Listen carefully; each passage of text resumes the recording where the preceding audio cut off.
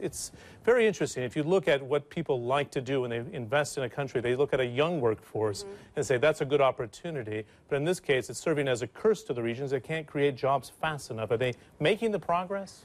John, as you mentioned, you just mentioned Egypt's numbers, which were about more than 12%. And if we look at the average across the region, I mean, the unemployment rate is between 10 and 11% on average. But the important thing is that youth unemployment continues to rise. It's double that amount, like 25% in some places. And 60% of the population is under the age of 25. So you've got a huge amount of the population that's going to be entering the workforce. And that makes that the challenge of job creation even greater because of that. Now, in fact, the UN Development Organization 10 years ago put out a report saying this was a vital issue. And then you saw the Arab Business Council and others saying 100 million jobs by 2020. Yeah. It's vital. But we've been talking about it for almost a decade, 5 years on Marketplace Middle East, our program.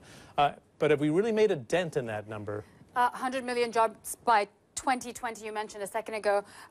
You know, huge amount of jobs.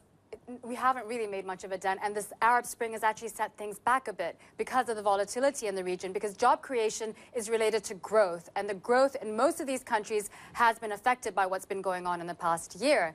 Now, in the oil importing countries, they're also being, you know, burdened by higher oil prices. That's really denting their budgets. And, you know, in terms of the oil exporting countries, they're benefiting from the higher oil prices, but they have to diversify their economy to create those jobs, and they haven't been able to do that, John. And on top of that, across the board, all these countries are having to spend more for social welfare subsidies to fend off any unrest. So it's a difficult situation at the moment to create those jobs. Okay, we had the growth numbers there, 2.2% for the oil importers, 4.8% for the oil exporting countries right now. With that sort of growth and those sort of revenues, $1 trillion for the exporters last year, they are spending the money. But is it helping create the jobs is the big question. That's it. They're spending the money, but right now, like we said, they're having to spend their money still on those social welfare, on the subsidies, and that's a huge dent in their budgets. And in terms of the oil exporting countries, they have to diversify their economies, and they haven't even started to do that.